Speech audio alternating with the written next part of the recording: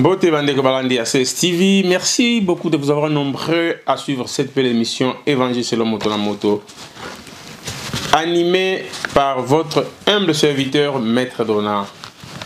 Et dans cette émission, nous essayons de vous expliquer tout ce qui se passe dans notre pays, la République démocratique du Congo. Et comme j'ai toujours dit, le Congo est comme l'évangile. Dans l'évangile, nous trouvons des chapitres et des versets. Alors, c'est pour cela, je suis venu avec ce concept évangile selon Moto. Parce que tout le monde a makambo kanabiso moto afungolaka to ateyaka yango na lolengi na ye. Yango na Maître Donat na lolengi na ye. Aye na maile na buzoba na ye, comme j'ai toujours dit, pour tomeka kotala ensemble comment sauver Maman Nabiso Congo. Alors merci beaucoup de vous avoir nombreux à suivre cette émission. Je tiens aussi à remercier Baro Nyon sur soutenir Maître Donat, que ce soit de loin et de près. Et surtout beaucoup Maman Julie Wangaja, le sponsor officiel de cette émission. Encore l'Osako Maman Julie Wangaja. Et merci beaucoup à Maman Monica Beya au Canada, sans oublier Maman Pauline Mujinga et Fifi Congolo. La sanité Chili Mujinga, place aux alliés. Macha Moumeno, Maman Pauline, voilà, émission Nabino Nalobaki, Nakosola prochainement, situation, il y a Kananga spécial Kananga aujourd'hui, comme j'ai toujours fait dans le Lubumbashi, le Binakosala Kisangani, et Mukromususu Nakosala Bakongo, je l'ai déjà fait, maintes fois, Nabato Balandaka, Bayebi. Et Nabosanité Mbote, Pe, encouragement, Maman Nabiso, Angèle Mbouy, la patronne, Société Mouna Rena. Donc voilà, Nabino Teboutung Ngai, ah, mais Donayo Zolia bien Andi Rena, Nazolia bien quoi. Bonsoir, il y a bien été dans ça. Donc voilà, émission totale spéciale Kananga. Je pense que na Kananga, mon qui la fois passée, chef Jano Oyo, il y a famille Mbulungu, Oazali, ko dirige, moi parti Oyo, il y a Benamande, Ndenge ba Betakie, na moi Sinaye, na Lekinaye. Et au moment où je vous parle, tout ça, des informations par-ci par-là que par là l'action n'a côté baza pour chasser comme un dingue ba chassaka ba gibier. Je ne sais pas qu'est-ce qui se passe. Et na miko le cas puis tout le monde qui n'a pas presse écrite ba comme là ils dans situation moko côté à Dibaya kuna ba tumbi ba case ya banda ko ba tebele pona nini baza ko poser tribu moko boye na mususu makambo ile kana ba est. Qu'est-ce qui se prépare derrière Biloko Nyoswana? Tu veux qu'il soit à Kamona Sapo. Tu veux placer Soukaki. Tu veux banani ou commandita qui a. Mais les loyaux, au vu de tout le monde, n'a pas témoigné toujours sur place. Ils ont l'accès que le gouverneur est à la base de l'insécurité na Kananga. On aura l'occasion aussi d'interviewer monsieur le gouverneur, ceux qui ont repéré sa biso Libakouana, pour interviewer un jour. Le gouverneur est censé être la protecteur du peuple. Mais chez nous au Congo, apparemment, comment gouverneur, ministre, ou la politique, comment va protecteur, il y a bateau, il y a peuple. Alors que le peuple Moutou a voté, on a député. Donc le peuple est abandonné de lui-même. Tu as évité ton Soukawapi. Spécial Kananga, pour moi qui la fois passée dans nos sailles, que Naboya, que l'obélabino makambo le Kanakananga. Pour votre information, la fois passée, ce qui est le Bamagité, on avait dit que le gouverneur fait partie du FCC. Alors on corrige. Donc, le gouverneur a fait partir de la FCC, oui, mais n'a pas PRDT parce que FCC est une plateforme politique. Donc, il y a une AFDC, où il y a prof Baatité, mais où il y a ceux qui ont un cool, je pense. Je crois que vous avez une photo, il y a le gouverneur Yangwana. Alors, il y a FCC. Et on sent, ce chef de l'État, Fungoli Misouté, ce Fungoli Misouté, le ministre de l'Intérieur, Vieux Kankonde, a me côté la situation à Kananga. Sinon, tu peux revivre encore comme on a ça pour deux. Là, dans le Bakayango, tu peux karaté. Parce que ce qui se passe là-bas, ça ne va pas. Mais baza interpellé pour Nanini. boyebi ke na histoire ka mona sapo d'après l'information tozui à vérifier tozo banga conditionnel moto oyo bautaki kokanga oyo bomaki ba deux enquêteurs ya ONU d'après l'info tozui sur place à vérifier aussi que azalaki koli pas gouverneur azolala et pas il y a président je crois il y a assemblée provinciale à Kananga. Bon, bakangi est-ce qu'azali protégé? Quand je dis protégé, prisonnier puis va protéger raillé. Je suis très content. Tant dans le Cambo, moi anecdote dans mon théâtre, moi ya comédie, moi ya ba ivoirien. Ba le but que lettre P, prisonnier, président. Donc, président comme un prisonnier, et prisonnier pas comme un président. Et ben, on a lettre P va protéger. Et toujours, ça va les gars, Girofa des Alaka. Donc, ils ont dit parenthèse pendant le CK. Donc, président Soga, les gars, wouh, vous savez, les gars, prisonnier, wouh. Donc, voilà. Il y a un bien sens que prisonnier pas à protéger, si tout pas prisonnier, le corps là-bas, on a trouvé le bureau à se suicider, oh, ils ont vérité, pas bon mieux parce qu'il y a témoin gênant. Avec qui est enquête à un niveau, il y a l'écolo, communauté internationale. Et bah oui, il s'agit pour que tant enquête est bunga, bah tracer à la tête, il y a bateau batinda qui alors bateau batinda yé, ceux qui allaient vraiment, bazana nous, tilelo, qu'on doit qu'on tambola librement. Bah monsieur, baza qu'on assumer la responsabilité à l'école, à l'institution en boca. Il y a un avis qui est c'est pas protégé. Ministre intérieur Vieux Kankonde, Vieux engagé que je salue, a fondé la mise sur la situation à Kananga parce que nous risquons de revivre encore comme on ça pour deux. Cette fois-ci, na Kombo Moussous. Na Dibaya moi trouble à deux villages, Batumbami, Batumbi, Netoka na Est, et toujours quand dengue, bazoka conflit moko na famille ya chef Mbulungu. Bangi ba tout ça on mitou. Qu'après ben faut toyoka d'un moment à l'autre ndenge bazosa la confusion yo yaza o babeta ki monsieur Janon yete mutu azali boy alors que bato bakobi cette histoire en mobimezala ba kolo famille wana et non gouverneur. Et dans tout ça bazoluka mobulu na Kananga. Pour quelle raison? Bakonzi ba fungola miso. Yango wana na koyebisa na bandeko to yambaki la fois passée maman na biso moko oya meka ko expliquer biso ndenge ba salaki chef Janon Mbulungu ya Benamande et confusion mo salami na gouverneur akanisi que muto ya salaki émission ezali maman o yazali ndeko ya chef wana Janon o azaka na Canada. Non, c'est pas elle. D'ailleurs il y a occasion ce que mon ami qui est sur la peine maman na bo comparer ba bo sentir que ezali yete. Pourquoi ko banga wana gouverneur soko yebili kambute.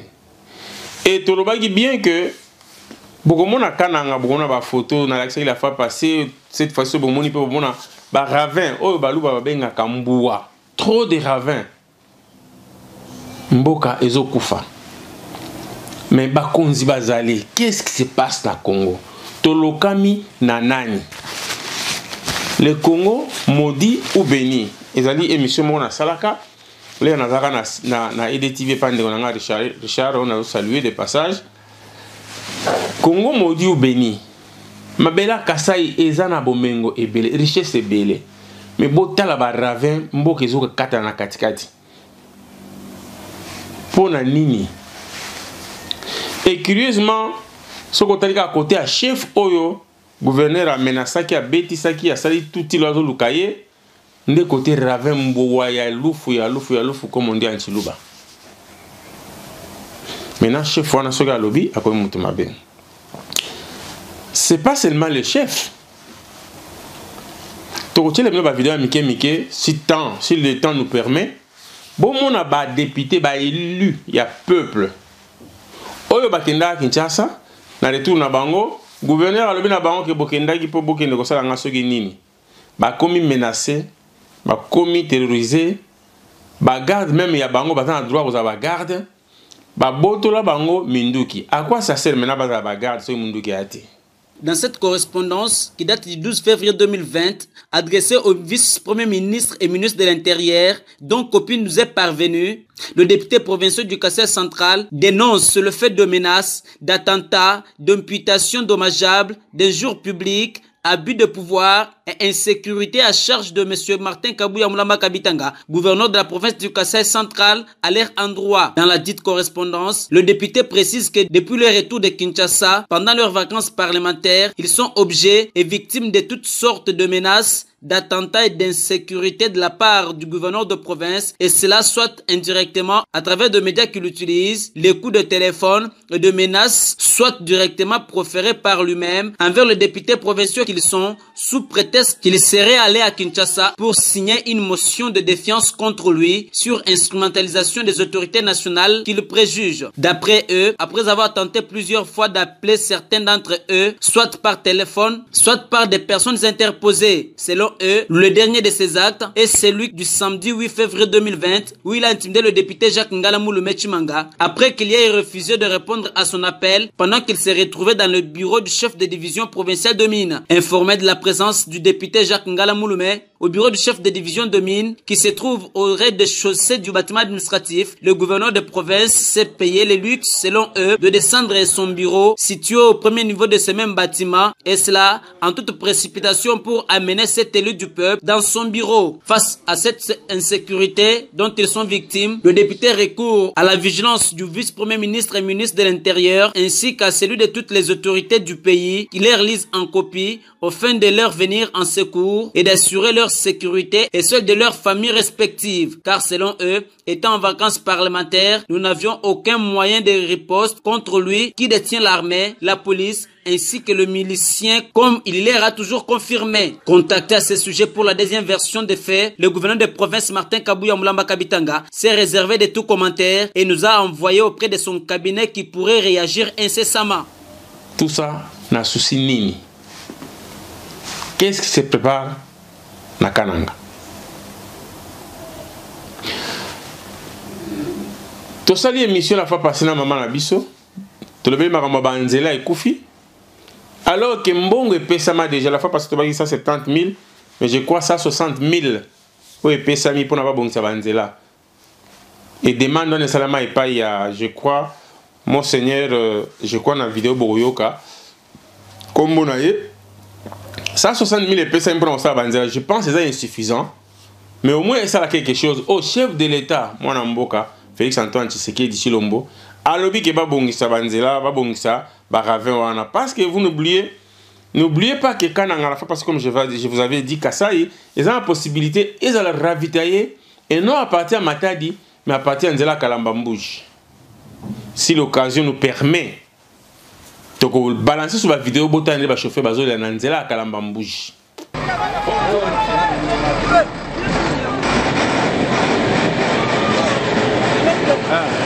makambo ya gouvernement azokipe nzela oyo te tozofuta $300 ya péage mais tozosala un mois na nzela sa kokomaka nanga toza na deux péages tozofuta toza na ba péage tozofuta mais gouvernement azosala eloko te oyo eza bisika au lieu de kozwa péage azwi ata mazout bazwi banger batindi bazokunda banzela oyo ezolesa Kassai biso ba chauffeur toza na pasi tozosala effort mpona effort personnel pour n'aller sa Kassai. Talaka na 120 km pour tout le monde à Kananga. Ndenge saleli. Et ça n'a pas mabe makasi bongo liboso côté zoso kende. Et ça maman na mabe. Quand il le tout dinalo vraiment. Wambile ko kumbula mataki. Alors tout le monde le ko beto jilo. Jilo mumana kunyanguka. Baje bende baboza mpango ya bantu. Bien kuje tout ende tout na kumipambe. Baje bende baboza tupete luta. Pour quitter Chikapa parce que je dépense au moins 1 400 000 francs congolais. Est-ce qu'on met cet argent? Ah, Nzela, tu as $100, $50, à tel euro monté. À te mettre une semaine, tu me dis, mal, monsieur, on va les lois. Tu dis, Chikapa, mais Nzela, ils ont ma bémingi. Nzela, ils ont ma bémingi. Nzela, ils ont qui bien herbe chinois, ils ont $100, ils ont travaillé. Mais depuis, ils ont des Congolais, ils ont $100 dans ma tambao. Ata mukolo moko batia pa na nzela te toza na posa babongisa biso nzela ou batika tofuta péage te biso moto banobongisa nzela tokotaka na bampango ya bato tofuta ba 50 000 ba 70 000 ba 100 000 pona koleka na mapango pona nzela ezate. Nasengi na gouvernement afongola misu po asunga population na likambo etali nzela na Kasai. Alors pour l'instant, c'est l'état de la route. C'est ce qui a fait que nous soyons bloqués. Comment dans l'état futa 400 000 papa tu vas télécharger ça futa péage na mutuka ezo futa mbeske valeur ya $1000 pour le ngaka nanga kalambuji arrêt de tout futa $1500. Ba chinois bazonga baba ndeko za $100 wana baba ndo sala nzela bazalaki na nzela ni ko le bet boyembele bazo contrôler chinois azonga balonga biso ba mibio bazawana ba responsable ba tena na nzela bambo ba tena ba boshi na bango ezalaka te bazonyokola biso. Ceux qui y a kokati gouverneur kokati asumisa biso ba chinois na biso to mesana na bango parce que hier azoya alongoli ba chinois mais azwi mbongo azolia mbongo azolia musala nini ya yo pa bungisa mboka peuple azo souffrir to sera gouverneur na biso wana o ale 5 jours abongisa nzela na nzela kalamba mbuji o nzela na soki ba bongisi yango automatiquement ba biloko na pora lobito et ko banda ko leka nzela wana tie kota na Kasai. Tout ça, on a besoin de matalité. Mais pourquoi balingi bongate? Balingi Kasai bongate. Tout simplement pour les Kasai. Ceux qui bongi, le peuple mort, je ne sais pas comment. Et le Kasai eux-mêmes ne s'aiment pas. Balingo zali boke morote ba traître ka bango moko parmi bango moko. Est-ce que je me demande, ils ont vraiment vrai ba Kasai de naissance ou bazali ba ramasser? Donc on va tambler là Israël.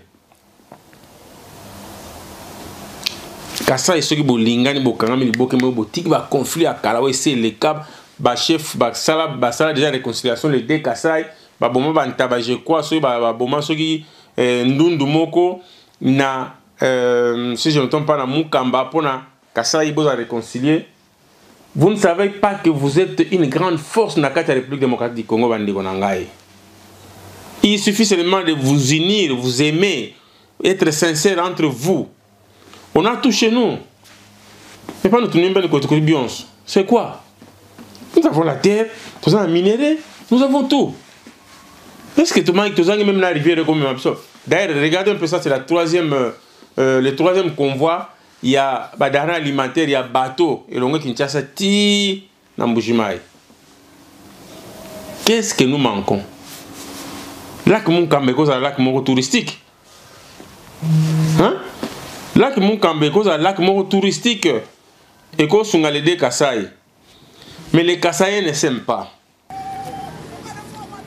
Après la réception d'une importante somme d'argent de la présidence de la République pour lutter contre les têtes d'érosion qui ont coupé la nationale numéro 1 au Kasai central, au niveau de Benamande et à Toubouloukou, l'office des routes Kasai central s'est entretenu avec le membre du bureau de l'Assemblée provinciale du Kasai central pour le démarrage de ces travaux. Joseph Kalamba Mwanza, président d'intérim de l'organe délibérant du Kasai central, assisté de certains membres du bureau, ont été briefés par ce service de l'État sur la qualité du travail qui sera fait sur terrain. Kalamba Mwanza a saisi l'opportunité pour saluer l'acte posé par le président de la République à travers le cri d'alarme de l'archevêque Madila. Nous remercions de vive voix le président de la République, je cite Excellence Félix Antoine Tshisekedi Tshilombo, pour cette bonne volonté qu'il a commencé à marquer pour le Kasai central. Nous sommes venus ici pour voir le travail, comment ça commence et l'évolution.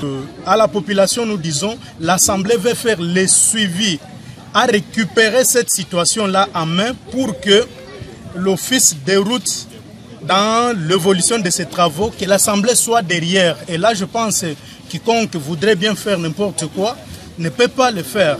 Et ce que la population doit savoir, c'est que juste après ça, il y aura un contrôle approfondi. Interrogé sur les lieux, le directeur provincial de l'office des routes parle du travail dont il est question sur ces ravins. C'était un remblaiement. Et puis il y aura construction du DALO pour récupérer les eaux qui sont de ce côté et les amener là-bas carrément parce que c'est ce qui a causé cette érosion. L'ouvrage qui était avant ici, ça n'a plus fonctionné parce que c'était bouché. Et les eaux ont plus d'autres directions qui ont abîmé cet endroit. Donc nous allons reprendre à refaire les DALO et un mouvement de terre, c'est-à-dire un remblaiement en sorte que nous puissions supprimer cette érosion. Signalons que la durée des travaux prendra 1 mois selon les estimations de l'office des routes. Et après avoir fait cette émission pour nous dénoncer, d'ailleurs, il faut faire une parenthèse. 160 000 bapesi na kananga ndenge botali na vidéo babandi kosala misala juste qu'à côté à chef oyo yena nyaza ko terroriser parce que bato bandi ko dénoncer. Dans les 160 000 bandeko, les gouverneurs na équipe na baza ko sala pression na directeur provincial et office de route pour passer 40 000 na mbongo chef de l'état pesa na bongsa ba rave na kananga. 40 000 ba passer en guise de quoi? Il y a salaire na ye oyo batindeleki na chef de l'état to ya nini. Comme je vous avais dit, on aura l'occasion ya ko interviewer sur la opération occasion. Tous un numéro de contact na ye to ko sola na ye aye bisabiso nini. Donc après avoir fait cette émission, après avoir maman na biso ko dénoncer oyo to ka biso nyonso to moni bangi banda banzela. Bangi banda bongsa rave o ezaka kana mboka chef bango ba betaki. Yango na sengi na gouverneur Mukulumpa Kankonde. Quand on la met sur du ministre de l'Intérieur, nous risquons de revivre encore comme on a ça pour 2, série 2. Est-ce que les Kassaïs sont faits? Il y a aucun qui va souffrir, Baba Chifa, benzen n'importe quoi, par les Kassaïs même. Je me pose toujours cette question, est-ce que ce sont des mêmes Kassaïs ou ce sont des ramassis au monde la Bible au Bayana Bana Israël? Alors sans plus tarder, Toroyamba Maman Abisso, autre cela Inamba Liboso la fois passée. Oh, to dénoncer qui ensemble a dénoncé qui marambozo le Kanakasai.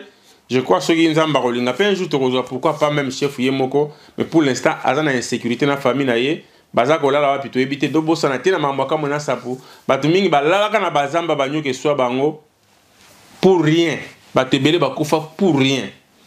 Nini bazoluka na Kasai, bazolinga bakabola les deux Kasai, alors que to sa batu moko pour quelle raison ba Kasai bo fungola misu. Il est grand temps de souder les deux Kasai. Il est grand temps de réclamer pour partir de Kabola ou le Mamioni. Non, ils ont un Kasai, les grands Kasai n'engezalaki.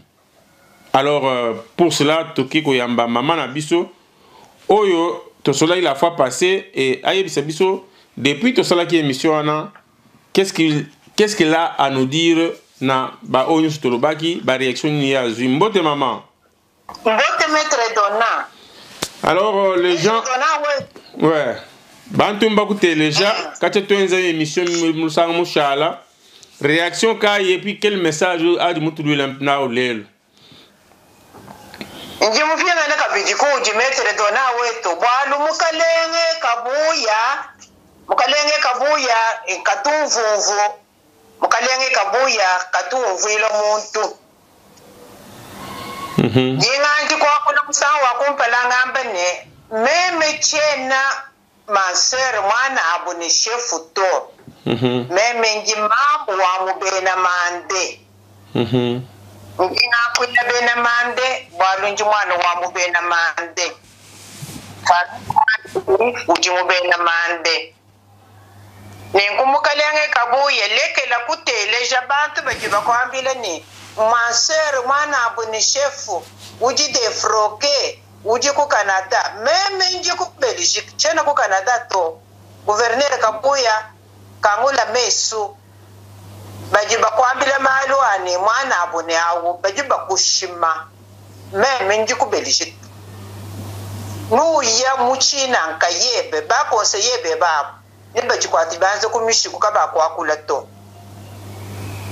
Kanji umene kukwambila bwalwebu njimfingana kuji Maître Donna bwakwamba bwane Chef wetu wa mubena mande chef kabena baswe ndombi uji mwe sécurité bwachinga tatu mukalenge kabuyi jiwu jaje chula kinjuji umena mpusu to biwu juwenze byonsu bijibi mweneka na shawamba ni bantu kaba kuji bajikangile munzu bakanga mesu kubi uji wewe wamba ni wenza uji shima meme nkwambile ne uji elamisha kubi ala kabuya jinkwambile byonso muchiluba papa wani fienga na kunyima uji elamisha kubi ala bwachinga nyingamba nangu nakukuleje ni chena mwana apo ni shefu to ngi mufinga ne kwa kwila shefu wani bado baleji banyi mubena mande baje bavivre je baje tatwende ufo mwika le chef ni tetu bana baje ba vivre mpinjeu ba kuma na bwane chefu kabe na baswe dom uji wenza muji mubimpe muko atere groupement wendo wa bena man leke la kulonda baje bakushima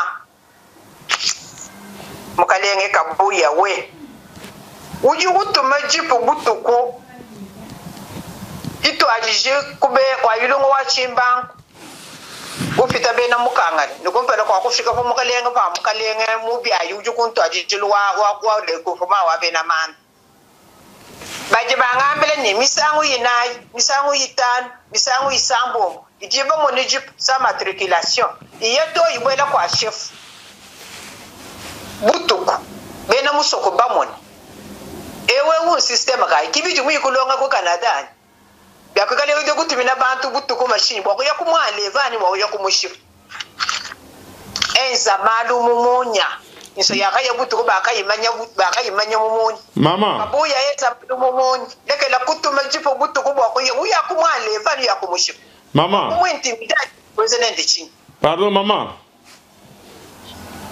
Nous avons une question à vous poser. Est-ce que vous savez actuellement le chef habite encore chez lui ou il est quelque part?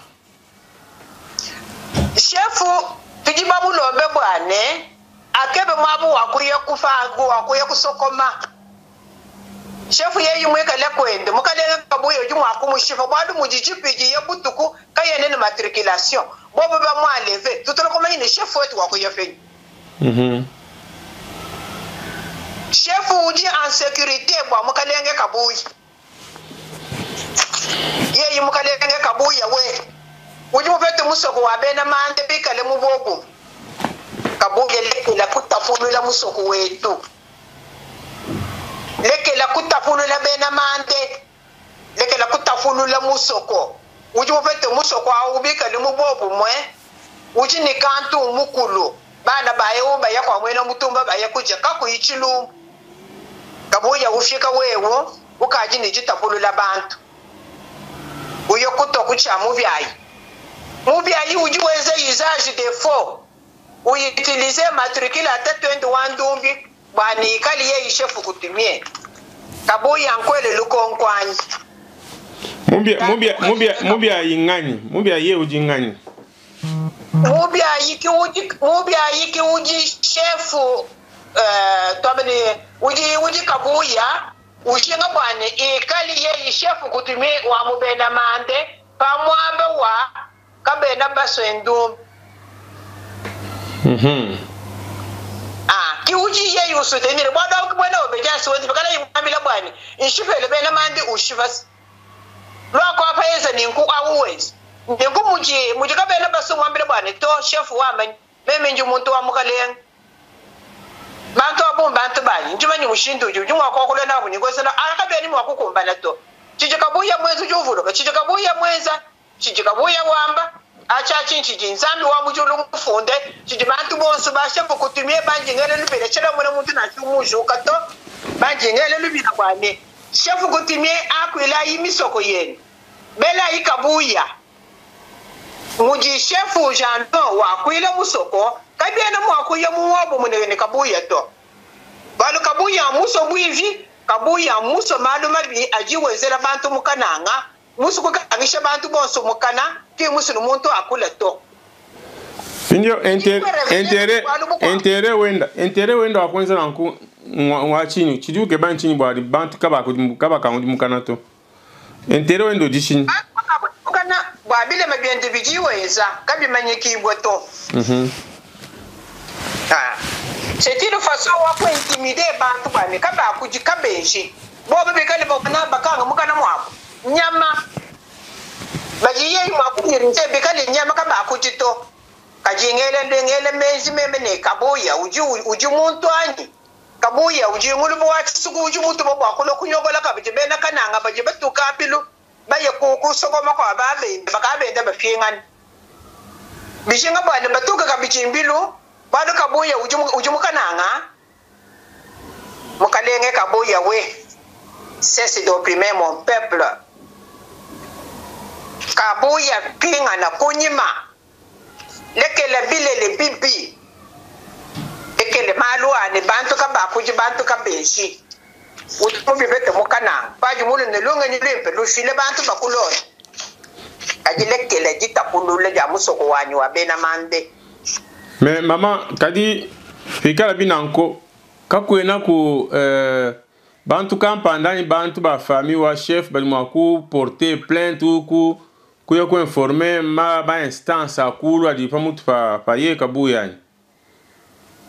Chef wetu muji wambamo njivu muteke kwa wawo bukwe wanji muibiji bwa kwele lubila kubikila famille wa chefu kabena bakifei bazuka fanshi tujuku bwa kubelesha maboko nituju mwa kuya kufunda kabuya tufunde kabuya tusambe tetu bose ne kabuya ngele lubile lwa bana pamubena manda bajibwa jibobu mujibu mwa kwigala bafu wambinye bwana kabuya mumbambili bwana nani bakudafa njinu shifa kabuya kinzambi to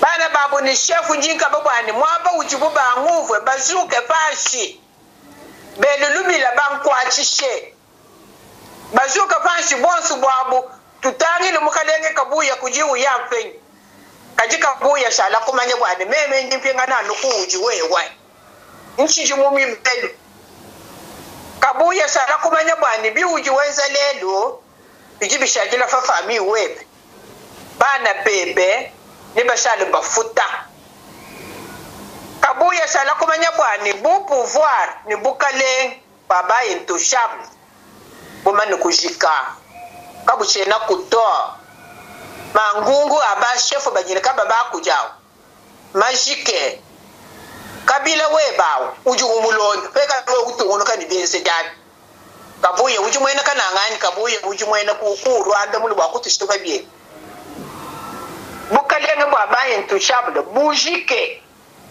ba bukalenge bwa Felix Tshisekedi kichilo uji ushima kabuya tujine katene tukulekela to kwene mwa comprimer peuple wa mukananga mushindo euto abim benze di pipi uji ngulubu wa chinyawani uji mulu kusoko mulu bwana musoko wakananga kabiji ufani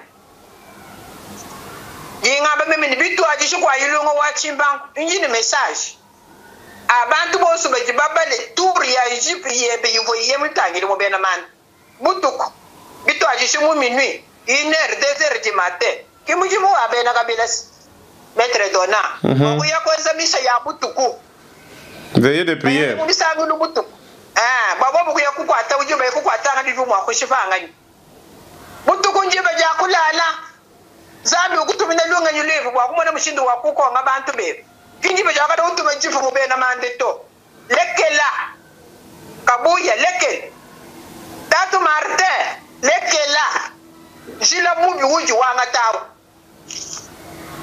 mukalenge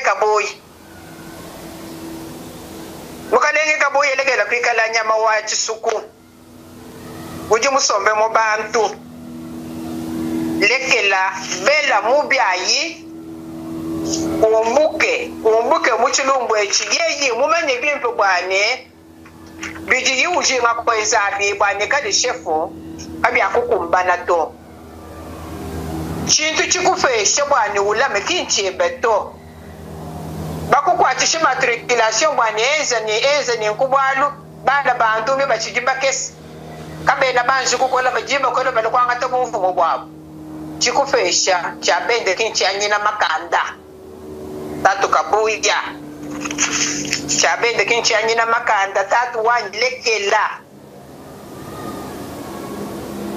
metre dona wetu nfika kubanu bukwapo bunji ngelere lubi imbi kila ba depute bajine basungula ba mokana ngap baje mu province mu jimo wakana bajufe bijibu bensi chefad bo bajimu akwita en commençant par kabuy ujimu akwita ba bana bay kukuma muka je muji kabuya mutu ba bantu bay kukuma muka je wa chefo ngani kabuya ujimu kulele wewe ngani kimba kulele kujimu muka jito kabuya ujimu fatukila fen bakuya kulenga balenga muka je wa chef bakuma mwambuyi chena mwakwita bato bwari mbi anyi mutu muka je nejike babwani mwabo kunji musobe fumu wadi donga janyawo aneme ka monje muneme ka neno ba chef neno ba député ba province wa Kananga tujitunu ela lubila meme mwana wa mubena man wa kumpala njino ela lubila neno bato basongole kabuya wali wakano beshema kutamo mo bisangu libieno ba neno kumusungul kani bamanyi bese dibende to lelo kabuyo kaji unimba nkochi unukuma mankom kakwana motuji wakula to neno nijibatu bakabuya neno nijibatu basongula kujipepe uji munu songula munu tuma mu province amonga uji munu tuma mu assemblée ngani jipanga ni mutu wako mpana honorable Kalamba Mwanza nanga wewe mwene bufu mubuji uchalwe Kalamba Mwanza député de l'UDPS territoire wajibaya wewe ujiweza mpinje interim na shumu jumuka le rapporteur wa assemblée provinciale weza interim mpinje wa président ni vice président ba confiner ku Kinshasa so ujimu patiko mu video ni mwaneno honorable Simon Eli Wakundem wewe Marcel Chifefele président wa Ecofin nijuma batuko mu video ba mijumu yanjila tunu mwana ka bijumu video mu ibigis ba ka bi ka jibi nti bi akabila to bijibi ka libiani nufatuka neza video ba ureze wewe makuta kufika to akweza bijumu yakuba na ngata makuta de la falukos tunu mwana mu video mu ibiji ba kutambira bwane effectivement mijumu ino va mwana imeba ngai situ wa yinyo ye tujiba sukumo na njila wa Kananga nembujimayi mwenza bimpe de region yetu yosu ibijeyi mikwatanga ne tujiba sukumo na njilao kani kati bomo na njila to tujamu tunulonda kashi wali sinuka jimpinje buba John Ntumba banufesha makuta John Ntumba lui wa mubena mande député wa bena mande lelo kujimu buloko nuji nuchumvani député wa bena mande wa bena Kananga muyi kunangila kamera wa kuyambinje umu buloko jijaje chula kinjuju mena mpusu kabuya nchi jinkwele lubila neno batatu député bikale neno basungula kuji peuple wa mukana bana bangwena Kananga banole limich bwana tudi tukutuma yaku yuko akwile jitunga no to akwile yijitunga akwila ibantu lekela yichikisu lekela yibwivi bivi bakosi minu yabo zolo ujaje chelelele ni muminu lekela kujinga kuje biabu usukumini chukwa bukishu lokuku kanga fajimino mujichikange kamere mujichikange John Ntumba lekela yibwenza vi akwila yijitunga ambila yimwane nunu tubasungu le ujijira de kabuya marete awu chere mu manyi mwako abane nuje ba honorable wadujine jamu to yoko amene uji honorable udini chamugala honorable mu byosi bi uji wenzi ufile example ku bantu bosi bajibaji fa bwifine kajibwenu bo honorable bwa mukongo bwa kututonda bo honorable wakana ne kunyinga bantu bintu bo honorable bwa no nkaji neza mu usage de faux wa mubi ayu no yokusotenire mubi ayu uji wanga tajina ja muntu wanga te numero matricule ya muntu ikaji yende ye yibwane bekade babufuta ye yimakutawo dumbi mwene tatwende musombe kayini jufutu kajini ni jere meji bwana wende mukaji ni bende bana ni yende malovo inawo ujuweza munyi makotuju yakufeta fe wewe mubi ayu ujuja makutaji kayi beto finga na kunyima tatu mubyani finga na kunyima leke la kunja makutaji kayi jina jebeto moyu webe wa mundu kondo kebe kamunda kakwambile bwane mubiayi uji muchilema finga na kunyima makuta bende lekela bufumu bwa bende lekela kuji mangungu mwabuji ka uyuwe beto kabilu kula bufumu bwa mbashi ambila mukalenge kabuya bwane tatu ngakumone chilumbu echi chakwangata mushindu mukwa chere musuka bijimalu auto kabuya wetu finga na kunyima. Merci maman. Merci maman. Tout cas, on va chaler en 2 minutes. Tiens, nous boire beaucoup à bout de moi comme spécial toi. Sinon, tout le monde fait qu'on dégueule comme mission et tout. Wadu bandeke lubunji mwa kwa manjingi manyina famille watatu chef les grands chefs coutumiers. Kabena baswandu Jano. C'était un grand chef coutumier. Qui tombe ni ou dit grand chef coutumier, moi le grand chef coutumier toi. Réellement, il est grand chef coutumier. Uji Moussoua, développement wa Benamande. Uji Moussoua, Bana Babu Bazouke. Tu m'as Kaboui. Kaboui, Unyama Wachisuku. Ufila Ilus. Uji Ngulu Wachisuku. Uji Unyang. Tu as dit que moi, Kufianga Nakunyima to, Chena Shintulukato. Jamuntu unokani jimusombe ku Belgique machanyi le meswani ajimukana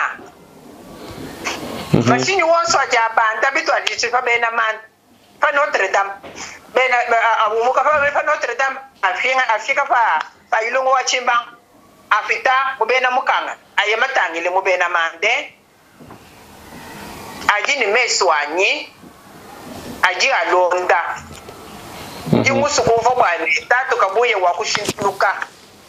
Merci maman. Merci beaucoup. Merci beaucoup. Toi, c'est du Loabouni.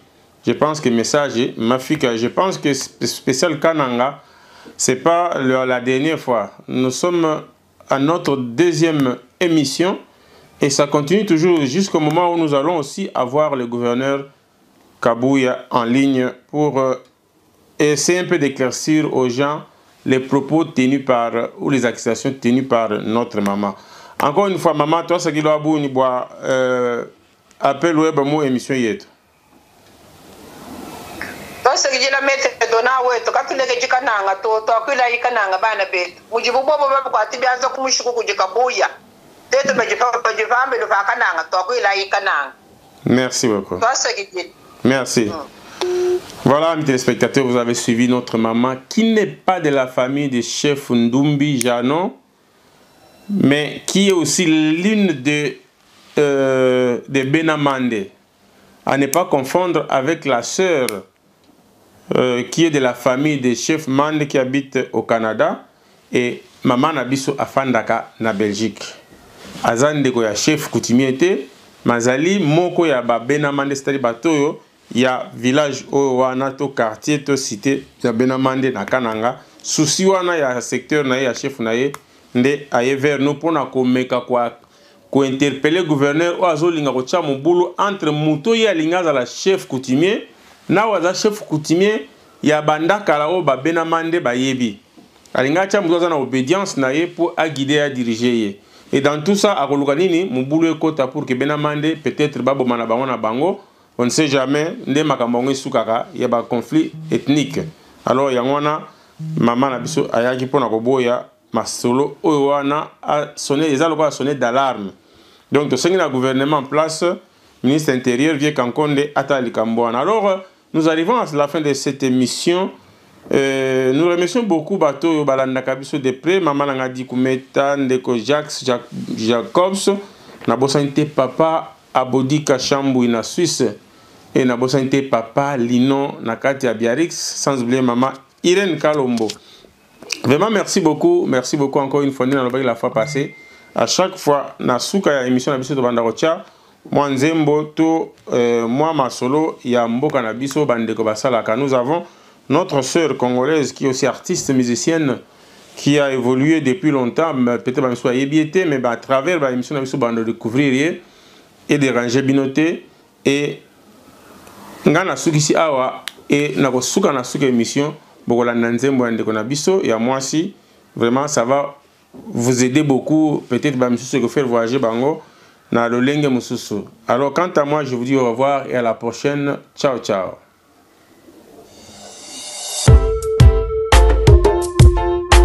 This is Maria Kate, Queen Maria, the comeback, yeah. Listen.